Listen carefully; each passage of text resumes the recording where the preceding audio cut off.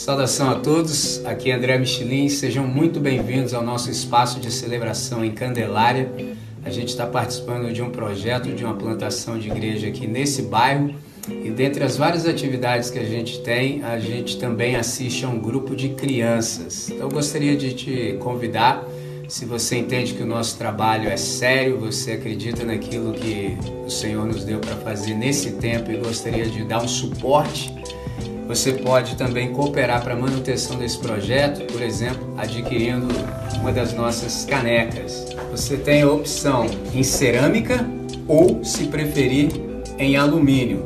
Como é que você faz para adquirir? Você pode nos enviar uma mensagem pelo direct. Nós te informamos todo o procedimento. É isso. God bless. Meus irmãos, graças e paz, muito bom dia. Vocês até me apelidaram de ser alguém que ouve atentamente, e eu procuro fazer isso sempre. E ouvindo atentamente a tudo que foi dito, sobretudo na parte que o Nani falou acerca de Marta e Maria, é um texto também que eu considero muito.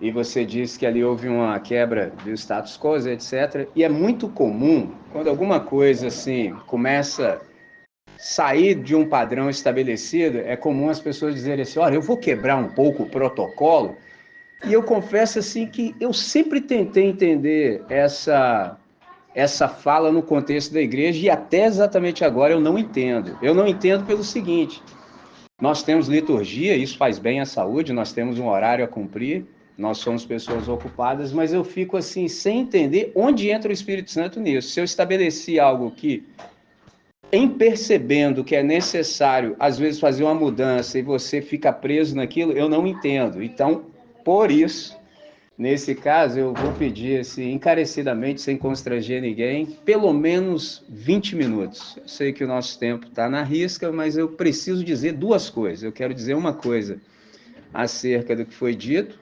desde que o Fred falou, passando pelo reagindo, e quero também fazer uma oração específica por você, por esse dia que é singular para nós. Então, por isso, eu penso que eu preciso pelo menos de 20 minutos. Vou tentar ser o mais sucinto que eu possa, entendeu? Está na minha responsabilidade, mas também fico aí, né, sem querer atrapalhar o Espírito Santo, entendeu? Como o nosso irmão, o Dr. Shed, de saudosa memória, falou, ele falou assim, nós vamos orar, porque é quase impossível pregar sem atrapalhar o Espírito Santo. Se o Dr. Shed falou isso, imagina eu. Então, eu estou aí nesse lugar. Então, eu quero começar agradecendo pela oração que a Paulinha fez por nós, a começar pela vida da minha esposa Aline. Nós três estivemos, desde terça-feira da semana anterior, nós estivemos em Belo Horizonte, participamos do primeiro seminário de práticas inovadoras em educação integral. Foi um tempo muito bom, a viagem foi cansativa, nós fomos de ônibus, então assim, até agora eu não consegui me recuperar, mas eu preciso dizer para vocês que o que nós assimilamos lá foi muito bom. Eu tive a oportunidade de receber um convite para falar aos irmãos, então nós somos 19 unidades espalhadas pelo Brasil, e eu fui lá para falar especificamente sobre a ação da capelania, e eu fiz um recorte para falar acerca das assembleias que a gente tem no colégio. Então foi uma experiência muito boa, daqui a pouco vai subir, vocês podem ouvir, e foi algo extraordinário. Outra coisa que eu gostaria de dizer, ainda sobre trabalho, trabalho é uma dádiva. Tem gente que acha que trabalho é coisa do diabo, entendeu? E não é não, trabalho é coisa de Deus. Só que, infelizmente, o pecado atrapalhou tudo, entendeu? Então, por isso que a gente transpira, entendeu? O Nani estava aqui como? Transpirando, entendeu? Antes não tinha suor, agora tem. Então, é só você checar Gênesis 2,15. Trabalho é uma dádiva, nos dá a possibilidade, por exemplo, de cooperar para cumprir um propósito e também nos dá prazer em produzir. É muito bom. Por exemplo, a nossa comunidade tem essa característica, a maior parte de nós aqui é professor, então tem a galera que é mestre, tem a galera que é doutorado, entendeu? O que isso significa? Alguns ainda estão na época da graduação, depois disso vem a parte da produção, e se você mandar bem na graduação e na produção, você ainda entra no time da reprodução. É um negócio sensacional, então é muito bom desfrutarmos disso. Do reagindo propriamente dito, já foi falado que aqui a gente tem essa porta aberta para o diálogo. Eu fiquei feliz em ouvir isso, porque a nossa comunidade tem essa marca. Ninguém aqui precisa ficar com dúvida para sempre, entendeu? Dúvida é algo legítimo, não há nenhum problema, foi muito bem dito na sua fala. Dúvida não é o contrário da fé. O contrário da fé é incredulidade. Qualquer pessoa que se der à leitura do texto bíblico vai ter dúvida. Como não ter? O texto não foi escrito para nós originalmente, entendeu? Ele foi escrito para aquela comunidade lá imediata. E são vários escritores, cultura diferente, tempo diferente. São vários abismos que a gente precisa transpor. Como é que eu, leitor do século XXI, vou entender um negócio que foi escrito em outra época, ou outras épocas? Então, há muitos gaps, ou seja, há muitos abismos que precisam ser preenchidos para que a gente compreenda. Então, é muito comum, em lendo, você ter dúvidas. Por exemplo, Eunuco da Rainha de Candace, a pergunta foi: entendes o que lês? Filipe perguntou para ele: entendes o que lês? Ele falou: como, pois, entenderia se alguém não me explicar? Entendeu? Então, é um negócio sensacional. E aí diz o texto que, começando por aquela parte, ele apresentou a Jesus.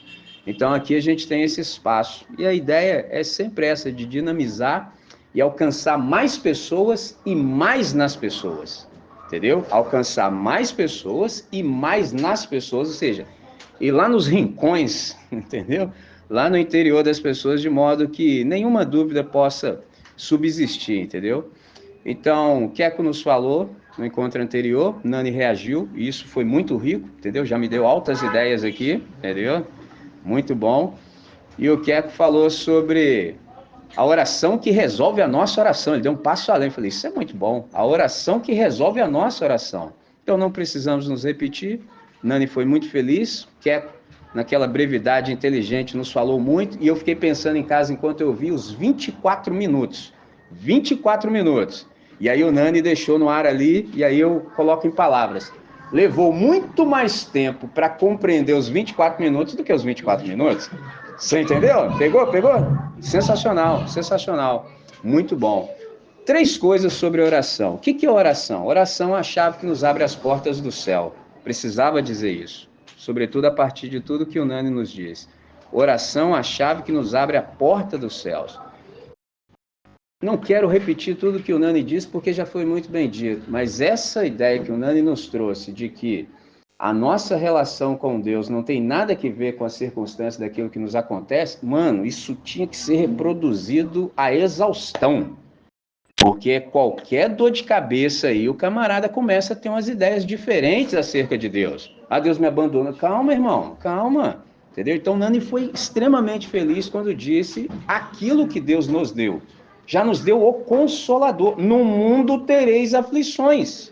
Se para aí, Setembro Amarelo seria pouco para nós. Entendeu? No mundo tereis aflições. Mas tem de bom ânimo. Eu venci o mundo. Então é só uma questão de tempo. Outra coisa sobre oração. Falando ainda sobre relação. Lembra do nosso irmão Agostinho de Hipona? Foi ele também que disse a primeira frase que eu acabei de citar. A tua oração é como uma conversa com Deus. Observe isso. Nani nos falou dos meios de graça. Quando lês, Deus fala-te.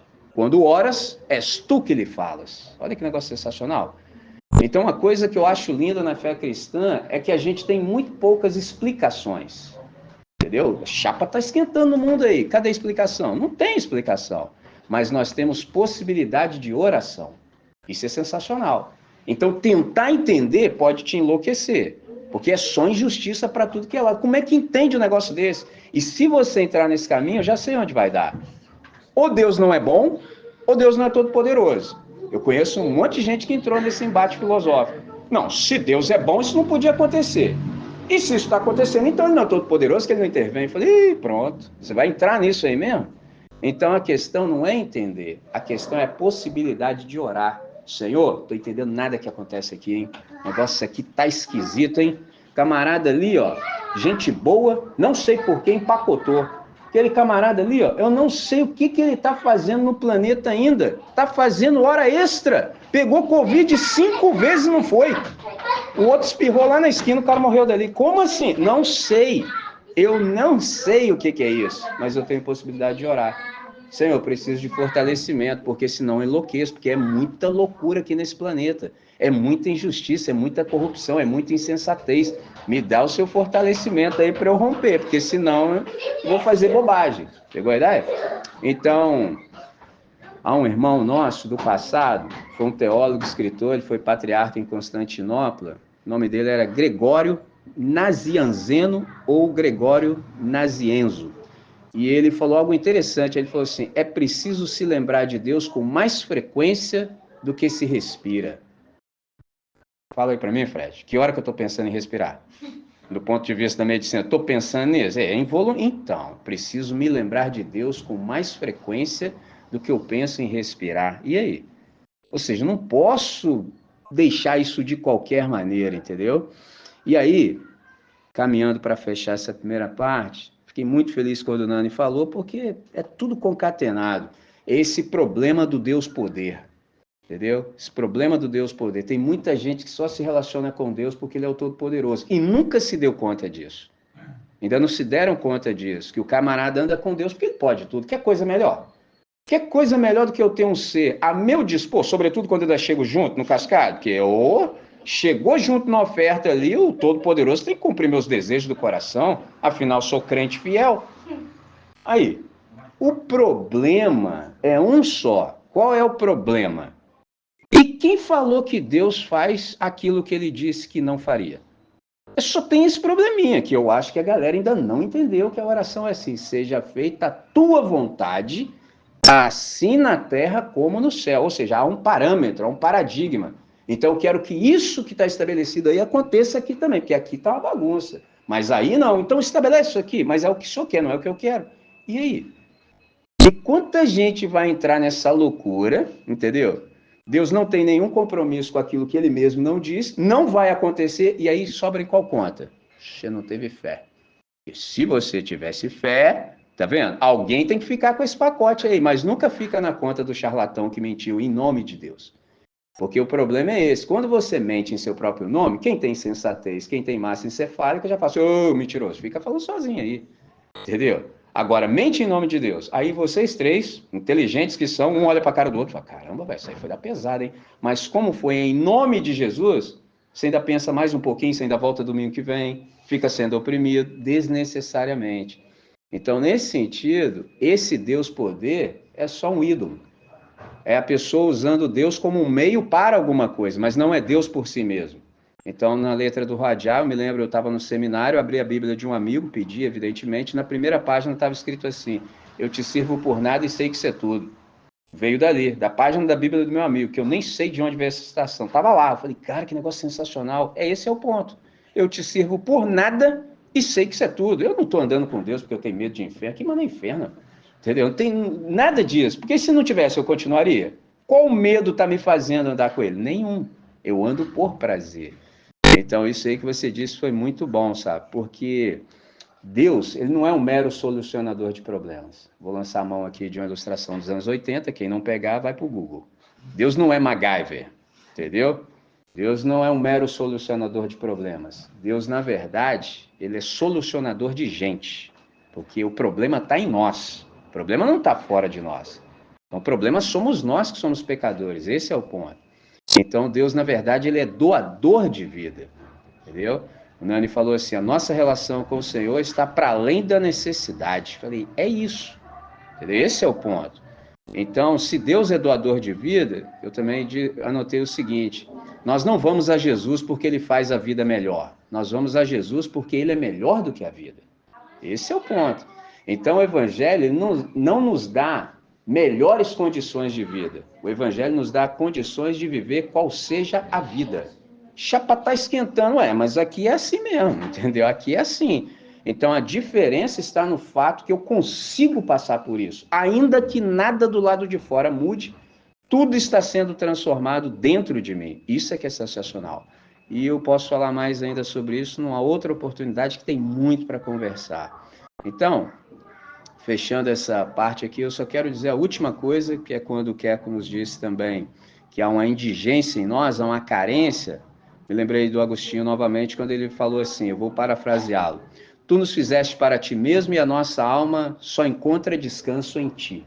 Esse é o ponto. Nós somos de Deus. Não sei quanto tempo vai levar para a gente se ligar nisso. Então, a nossa alma só encontra descanso quando a gente volta para Deus. Essa semana no colégio, um estudante conversava comigo e aí, num dado momento, falei para ele, sabe qual é a razão desse seu cansaço aí? Ele falou, não faço ideia. É que você vive mal. Aí o cara já foi aprumando, já foi sentando, falou, como é que é isso aí? Eu falei, não, viver mal cansa. Aí eu falei, qual é a proposta do evangelho? Vinde a mim, aí ele completou, todos vós que estáis cansados, sobrecarregados, e eu vos aliviarei. Está cansado de quê? De viver mal. Então Deus, ele é solucionador de gente, e ele é doador de vida. Enquanto a gente não se reconectar, a coisa não flui. Esse é o ponto. Então era isso que eu gostaria de dizer nesse primeiro momento, e eu passo, então, a uma introdução para fazer uma oração com você e por você. Fred, tive o privilégio de conhecê-lo em 2019, numa situação bem atípica. O Fred falou sobre memória e lembrança. A minha primeira memória com o Fred, o primeiro encontro que eu tive com ele foi numa sala de aula, no antigo colégio do Instituto Batista Americano, e foi uma situação atípica que agora eu me lembrei com certeza, a gente estava no 7º ano e tínhamos 6 estudantes apenas, e desses 6 estudantes, salvo melhor memória, pelo menos 4 eram especiais. E aí o Fred entra nessa situação porque ele estava acompanhando um menino americano que era mormon, que o pai dele descobriu o colégio na internet e veio fazer um trabalho de campo exatamente no Brasil, no Colégio Batista. E quem está lá? Eu. Agora, você imagina a cena. O cara sai dos Estados Unidos, aí ele é um mormon. Aí vem para o Brasil, no Colégio Batista. Tem 6 estudantes e o professor sou eu. A mente do menino deve ficar... Nem o Fred sendo, que no caso ele era tradutor, mas eu prefiro intérprete, que tradutor vem do italiano tradutore, que é traidor. Entendeu? Olha que interessante. Então, imagina o Fred com esse desafio. Aí eu fui lá no Fred... Quando ele entrou, não sabia, me apresentei, ele falou, olha, a situação aqui é essa, eu faço isso, isso, isso. Traduz para o menino aí, interpreta para ele isso aí, que é muita informação. E aí, naquele dia, procurei saber sobre o Fred, perguntei qual era o nome dele, de onde ele vinha. Ele falou, vim de Mendes. Eu falei, eu tenho familiares lá, eu não vejo, assim, familiares da minha mãe, etc. E eu falei, o que você está fazendo aqui na cidade? Ele falou assim, não, eu vim aqui estudar e tudo, quero fazer vestibular. Naquela hora, vou atribuir isso ao Espírito Santo, porque você também fez menção. Me caiu uma compreensão, eu falei assim, isso aí que você almeja é possível de ser realizado. Lógico que eu falei em Deus, falei assim, tem um jeito de fazer isso. Aí eu fui lá no quadro, eu creio que eu tenho essa foto até hoje, eu só não tive tempo hábil de achar. E aí eu fui lá no quadro e coloquei assim os 3Ds, que você fez menção hoje, eu fiquei emocionado, sabe? Falei, olha, para qualquer coisa que você queira alcançar em Deus, sendo conforme o querer dele, 3D são necessários. Desejo, primeira coisa, você tem que querer. Só tem que olhar no seu olho, tem que ver que você quer, tem que estar faiscando. Desejo. Porque tem gente que já de saída não quer. O cara não quer. Igual alguém aqui da nossa comunidade disse, não, ele até quer, mas ele não tem vontade. Eu falei, caramba, sensacional, né? Não, ele até quer, mas não tem vontade. Eu falei, entendi, desejo. Segunda coisa, decisão. É difícil para nós, seres humanos, tomarmos decisão, porque decisão envolve corte. Decisão. Alguma coisa tem que sair. Isso tudo não dá. E aí a gente tem dificuldade de abrir mão. Terceiro, disciplina. Muito caro para nós. Disciplina é uma ponte entre o desejo e o sucesso, ou seja, o êxito. Se você for disciplinado, alcança. E aí eu fiquei muito feliz quando você falou sobre isso. Você me disse que em 7 de novembro eu te convidei, te falei da proposta aqui. Eu não sabia, foi bom você me dizer isso, que agora eu tenho uma data. 7 de novembro, quando a gente começou aqui a falar sobre a ideia de estarmos aqui. E aí, no dia 29 agora, que é hoje, a gente tem esses 5 anos de caminhada. E aí, na sexta, a gente conversava, você me deu um testemunho que me tocou profundamente. Hoje você falou sobre isso no Salmo 133, o Nani foi pelo mesmo caminho da relação. E a parte que me toca eu gostaria de dividir com os irmãos, e eu fico feliz, se eu morresse hoje, eu sei o que é congregar. E aí eu, como co-pastor da comunidade, ouvi um negócio desse, se eu morresse hoje, também vou feliz. Porque pelo menos um de nós, entendeu? É lógico que foi você que disse isso. Isso me deixa feliz porque, assim, eu não tenho outro trabalho senão fazer isso, entendeu? Então, ouvir você falando assim, cara, se eu morresse hoje, eu morreria sabendo o que é congregar. Então, isso me deixou profundamente feliz. E aí, eu quero falar uma coisa ainda sobre amor, que é o seguinte: aqui na comunidade a gente tem aprendido sobre o que de fato é amor, o que é amar. Amor é um dos nomes que a gente dá para a unidade. Deus é amor. Então, amor é a descrição do relacionamento que as pessoas da família Deus têm entre si. E alguém disse que o amor é a porta pela qual a alma humana passa do egoísmo para o serviço. O amor é a porta pela qual a alma humana passa do egoísmo para o serviço. Então, com essa ideia, eu já vou preparando o nosso coração assim para a gente orar. E eu quero fazer menção de um texto assim que eu já fui chamado para falar nele muitas vezes e eu procuro dar enfoques diferentes, que é esse aqui, ó, Mateus capítulo 5.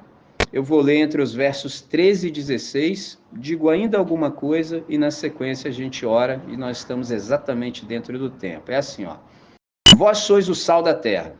E se o sal for insípido, com que se há de salgar? Para nada mais presta, senão para ser lançado fora e ser pisado pelos homens.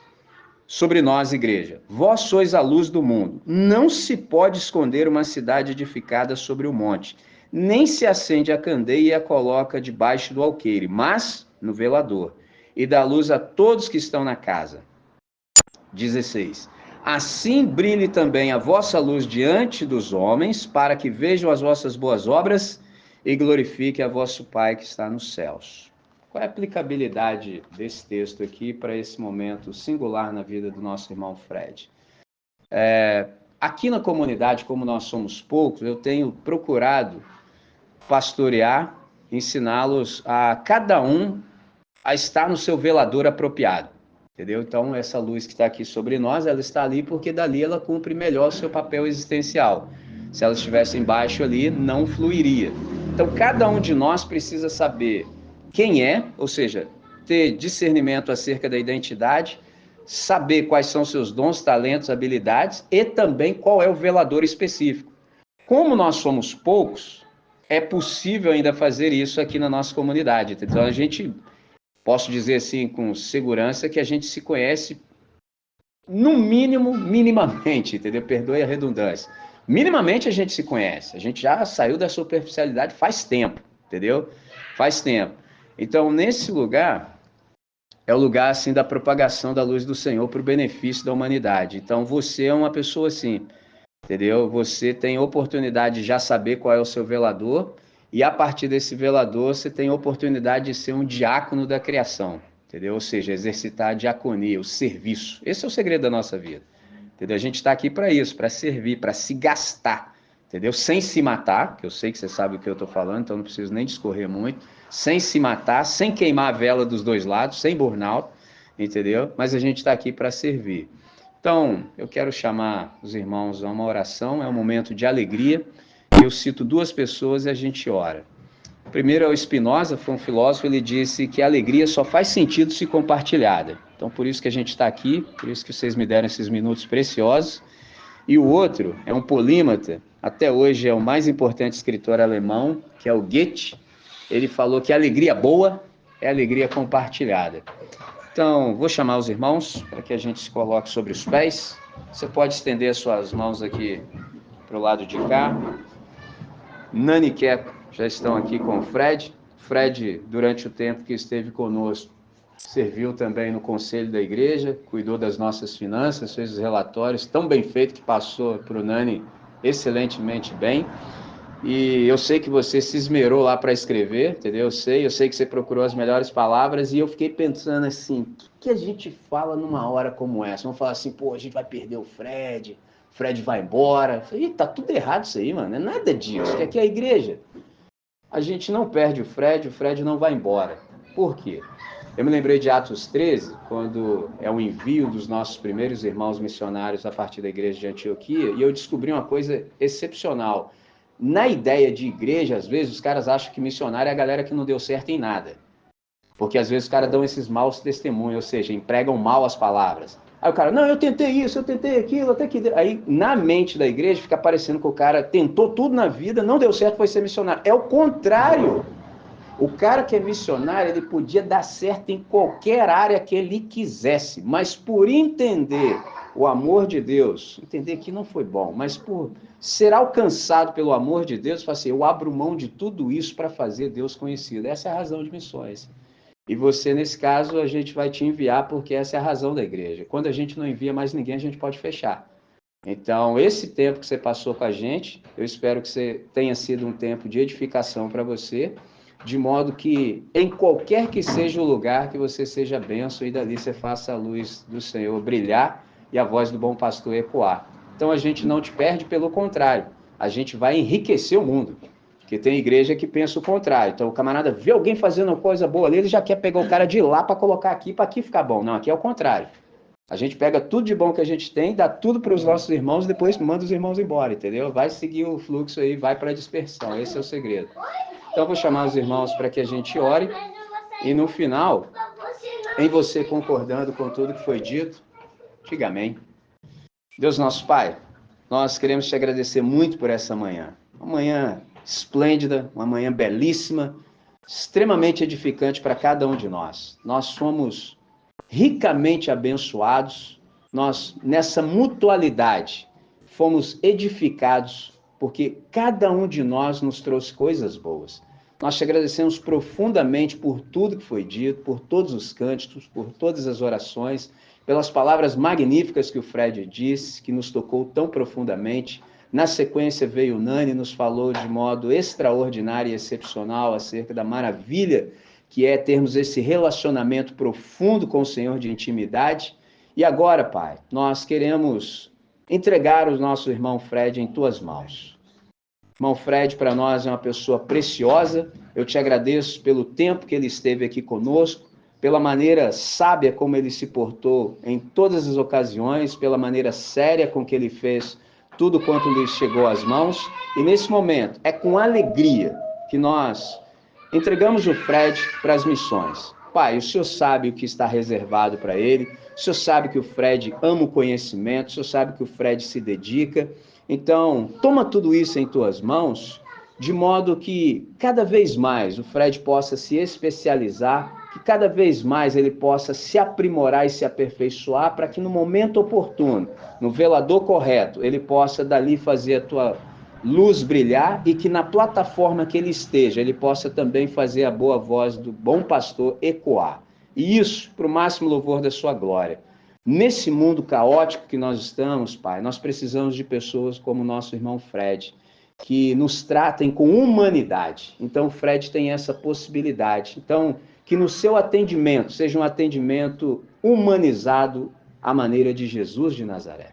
De tal maneira que aquelas pessoas que cheguem diante do Fred, colapsadas, enfim, com inúmeras necessidades, que elas possam ser tocadas pela mão do médico dos médicos, que é Cristo Jesus. Nessa manhã, nós consagramos a vida do nosso irmão Fred, suplicando que o Senhor possa dar continuidade nesse processo de santificá-lo na verdade, para o máximo louvor da sua glória. Cuida da vida do Fred, cuida da vida da Milena também, de seus familiares, do papai do Fred, do seu Ricardo, dos seus irmãos, de modo que tudo possa fluir a contento. Nessa manhã, é com essa alegria, com essa humildade, com essa honestidade e transparência que nós oramos e fazemos essa oração em nome de Jesus. Amém, Senhor. Amém. Amém. Valeu. É isso. A